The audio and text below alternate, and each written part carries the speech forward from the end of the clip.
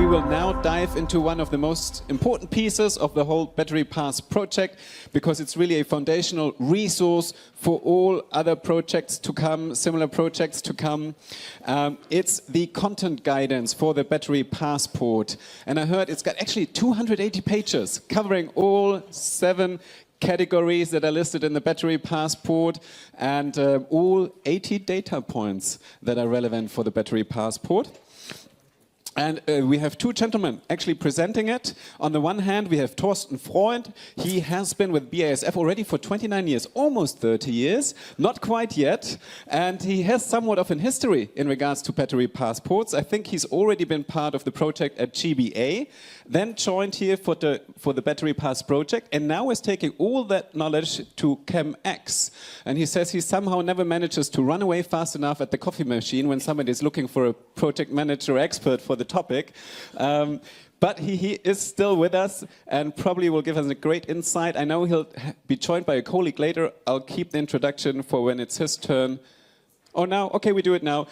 Sitting there in front of Thorsten is Dr. Johannes Simbeck. He's division manager at Architects of the German Academy for Engineering Sciences, an institution building a bridge between science and the industry. He's been in the lead for the content guidance together with Systemic. I know for him it's been quite interesting. Being such a pioneering project, you basically start with a blank sheet and then magically, and a lot of discussions later, end up with something very concrete. Looking forward to your insight in a minute. Let's start. Okay. Yeah, Tilman was so nice to introduce this project as being a bit nerdy. Could you imagine what he's talking about? Okay, wait a minute, you will know.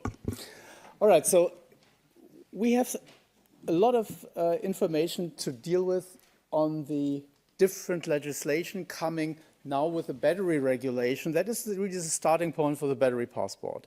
However, when anticipating future regulations, Silke Obst already introduced it this morning, there is more to come with the eco-design of sustainable products regulation. All those will have to interact with each other, that this is a consistent framework, how to report about sustainability in digital product passports, how to make circular economy possible. And this is really a matter of how do we create the transparency the actors need for behaving sustainable and responsible. So this is not only just for the reporting matter, it's really the key ingredient, the key tool, how our actors in industry and society will transfer from the linear economy to a circular economy. This is a key tool for Europe to differentiate itself, to make Europe more sustainable and remain compatible.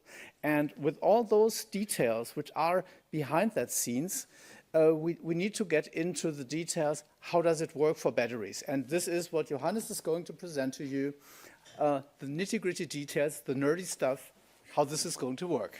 Johannes, please. Thank you, Thorsten. Nice to be introduced as the nerd here in the room. Anyway.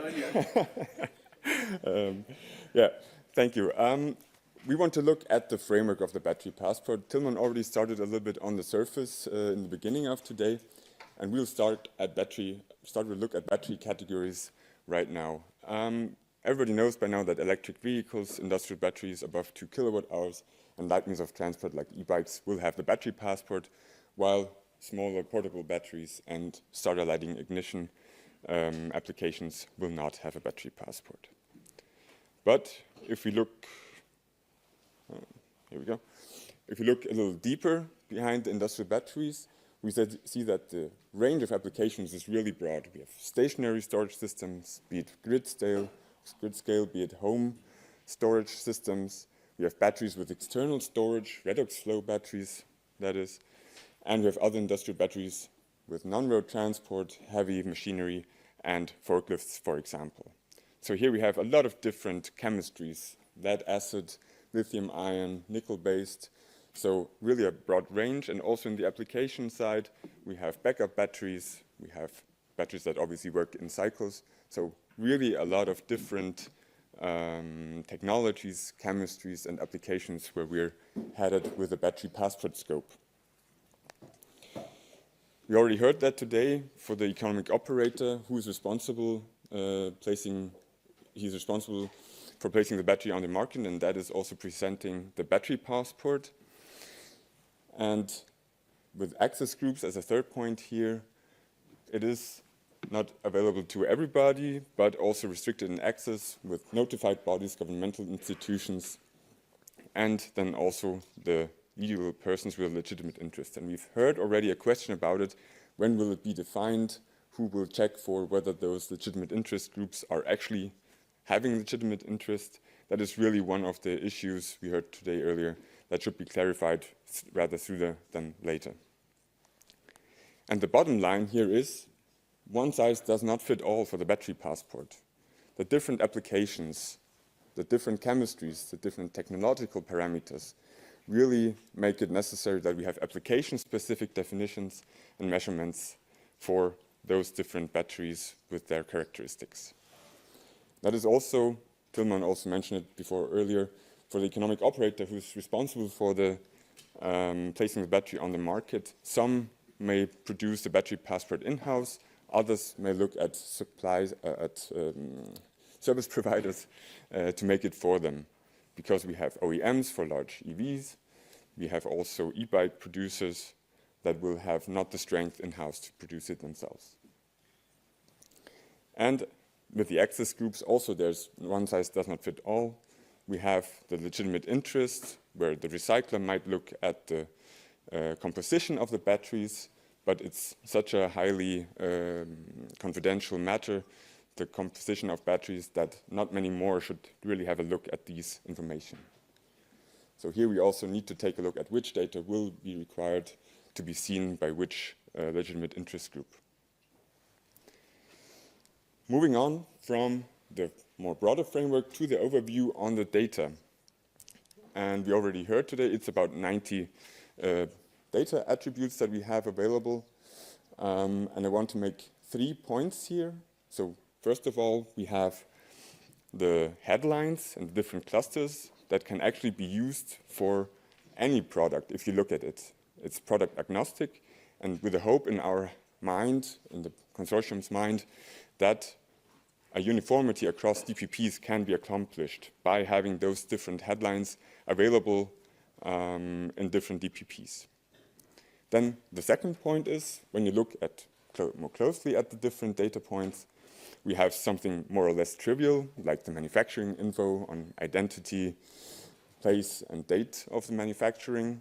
But then there's the carbon footprint, which has a lot of data and has a lot of suppliers that need to be involved to have this data available for the battery passport. So this is quite not the quantity, is it 85 or 90 data attributes, it's also the quality of the data attribute that makes a lot of the effort for the battery passport. And then the third point, we have static data, that is most of the data in the battery passport, but we also have, when you look at performance and durability, dynamic data that needs to be transferred from the use phase into the battery passport. And that comes with unique technological matters also, that dynamic data can be transferred actually into the battery passport. And we'll have a closer look at that part right now, into the value chain. And I want to start with a more or less common misconception that may be around the upstream data transfer is not part of the battery passport itself. It is required to provide in the battery passport the information on carbon footprint, but the battery passport itself will not transfer your data in the upstream supply chain from the miner to the OEM. The battery passport starts when the OEM puts all the data that is required for the battery passport into his back-end system from the suppliers and so on, gathers it, processes it, and transfers it into what we call the data repository. That is then the entity where the outside world can gain access through the QR code to this data in the battery passport. And I already mentioned before, we have static data on the left, but you have also dynamic data that the OEM, which is here the responsible economic operator, needs to include into the battery passport. So for example, the static data is expected lifetime in number of charge and discharge cycles, but we have also a dynamic data attribute in the battery passport that is the current number of full charge and discharge cycles. And we already heard the question before about what does that mean?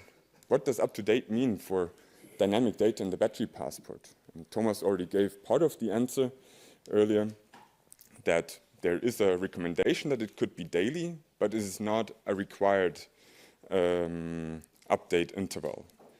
We discussed in the consortium also that we should rather look at the proportionality of whether data should be updated in terms of its use case. For example, the current number of full charge and discharge cycles doesn't make sense to be updated in real time in the battery passport most of the time, because nobody will look daily or in real time at this number.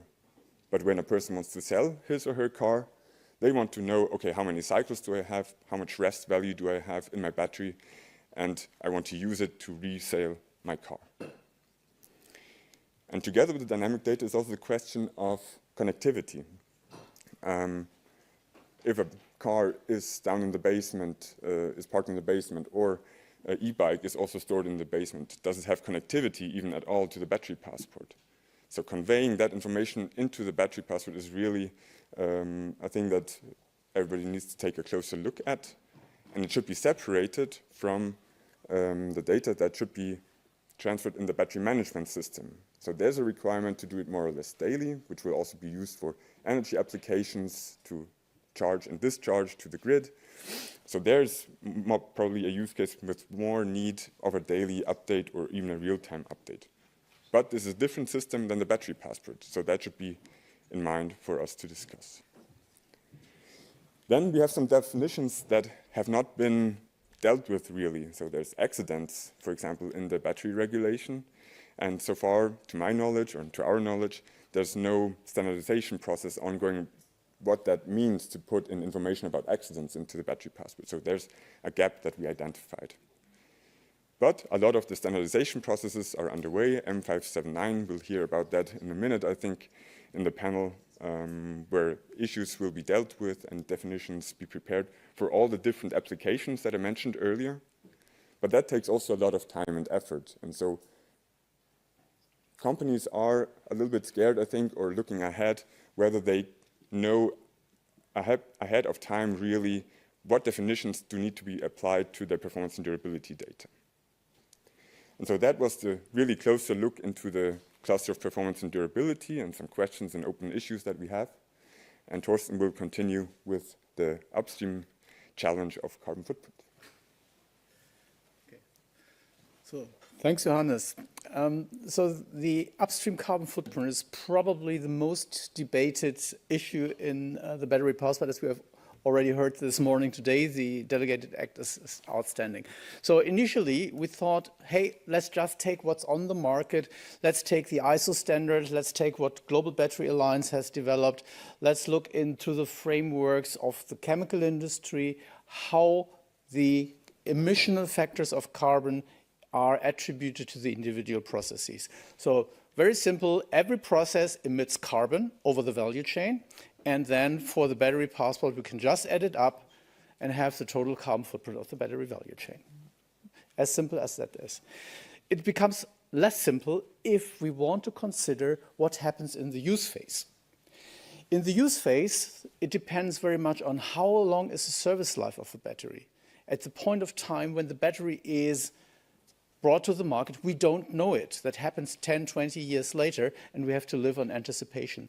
However, these anticipations are covered in the first version of the Delegated Act in a circular footprint formula. And the circular footprint formula anticipates what's happening over these useful lifetimes, how long the battery lasts, and it especially assumes the recollection rates, the recycling efficiency for a time in the future. And so it's all about what you pay taxes on an income that your neighbor will make in 10 years.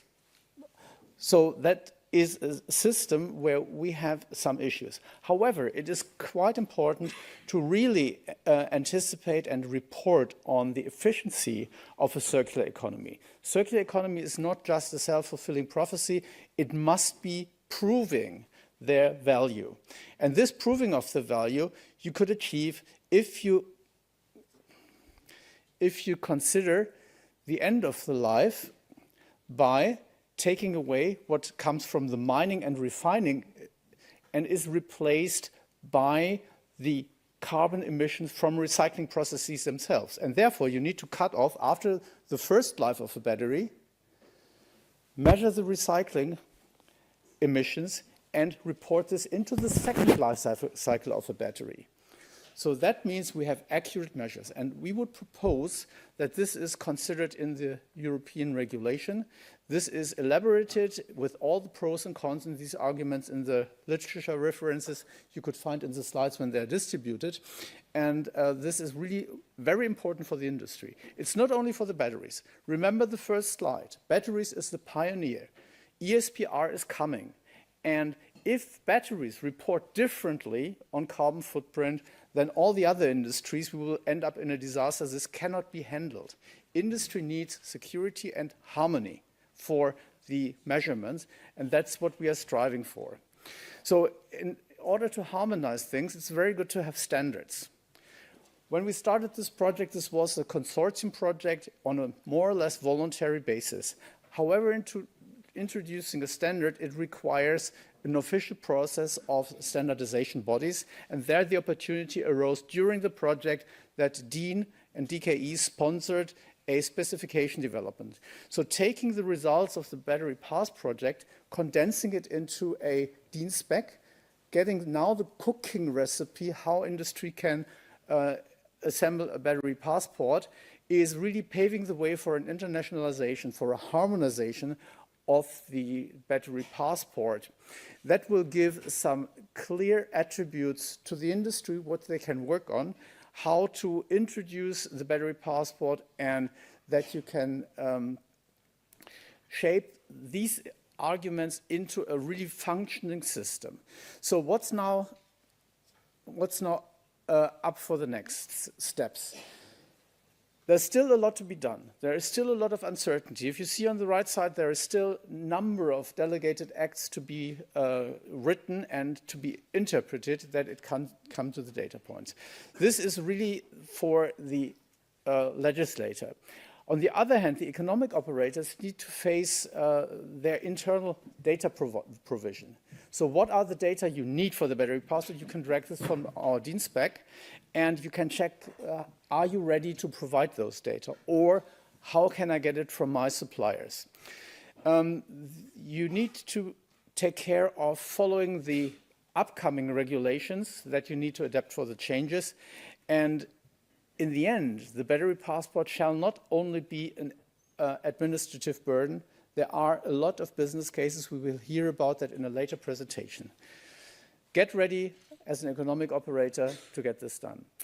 And for the regulators, we would have a clear ask, let's finish the open regulation for the delegated acts that the industry can start working, that we can introduce a battery passport on time, on February 18th, 2027, and that we ensure the interoperability with other segments. So there's a lot to be done.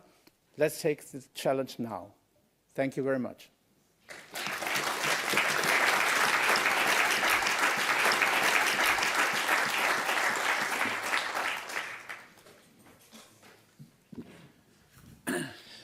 All right, wonderful. We are so good in time. I think we can take 1 or 2 quick minutes for spontaneous questions. Are there any in the audience? Yes, please use your microphone.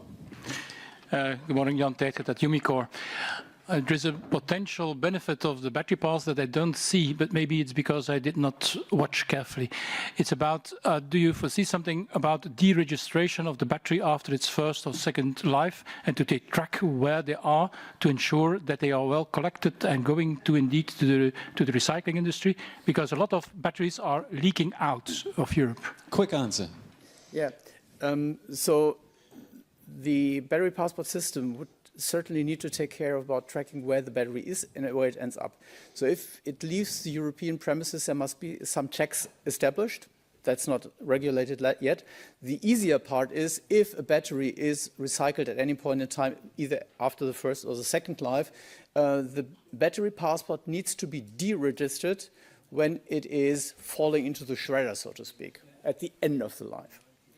So that means that after, let's say, 20 years and a battery would not be deregistered, somewhere a ring would say, hey, where is this battery? So this leakage is hard to avoid. I know, yeah. You don't There's know so what you many don't know. questions. Okay, thank you. We cannot take all the. We have 2 quick minutes, but Tilman, you want to answer something? Yeah, excellent question. Quick point. We'll talk about that in our presentation later because, yes, that is a value case that we actually also quantified, and we believe that it's really valid. And the Commission, including DG TAXUD, is actually working on this, integrating it right now because they very much believe that data for the customs authorities very valuable. I see some eager interest in this topic, so maybe we'll go a little bit over time. Very quick question in the second row. Yes, thank you. I'm Pauliina Harnivaara from Cleopak GmbH. Good presentation, and I would like to continue on the excellent point made earlier. This would be very valuable, and this is actually the same question that our customers in other industries have pointed out. If we can track, let's say, other objects in other industries, this would be very valuable for the business cases. So, of course, it's always a question which is regulated, and I'm not stating we should need more regulation or make things more complicated, but this is definitely a very valid question and something that our customers in many industries in Europe would value and are questioning after as well. Not a question, Thanks. but a statement backing up that But point. I'm pointing out that this is something, maybe the question here, if I can point that out, what is the next step? Are we also at the same time making the regulation easier, or are we trying to push certain things that would enable the European industry and global industry to go for the circular economy? That's my question. Quick question, a quick answer, sorry, so that way around. I think that's the key question for the new Commission, right? We have so many different DPPs coming along, not only ESPR, not only batteries, but also others like Euro 7 vehicles and so on. So that's the key question, that the different DGs will work together, and I'm confident that they will, right? But they need to have that in their mind, and that's cutting the red tape that we heard also earlier from the panel. Just agree. Cool. There's 2 more questions back there. First, the lady, please. Thank you. Julianne Adams, I'm the Secretary General of the European Battery Recyclers Association. And one of the things, and we've had many conversations with the development of this document, the concerns that we have that I'd like to see if you've actually considered them is a correct understanding of the battery, the end-of-life battery chain. Because exactly as Jan from Umicore, who's one of our board members, has said, trying to track a battery, EV batteries possibly, because they're nice and large and they're easy to spot, but industrial batteries and portable batteries, forget it. At the point where it's collected, and if it's not declared waste, so in other words, a garage decides that that EV battery has reuse potential, it's not declared as waste, there is no legal obligation to record anything. And so you don't know where it goes.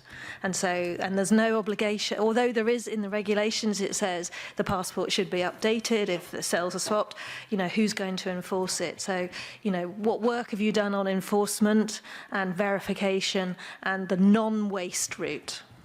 Because it's not apparent from reading. So an important blind spot. Yeah. So actually, these are all questions which are coming up during the project, and we have considered some of them in the value proposition of Battery Passport. However, we have no clear solution for those. I know that there is a lot of discussion going on in the joint technical committees for the digital product passport system, where these updates are foreseen, where all these use cases need to be considered, but this is a broader discussion we couldn't solve here in this project. So that goes beyond our project. Last question. Please come and talk to us then. Yes. The Dibango from KPIT Technologies. I have a question that you mentioned on the dynamic data, full cycles of charge and discharge. So is there a strong definition for that term? Because in typical EV batteries, you never do a full discharge or a full charge. I think standardization is working on it, and of course there is not always any full discharge or charge, but you can also have, I don't know the English words, but half cycles or partial cycles. Yeah, partial cycles. That then you don't have natural number 1, 2, 3, 4, 5, but a comma, right? So. Thanks a lot to both of you for this excellent insight and for answering all of our questions spontaneously.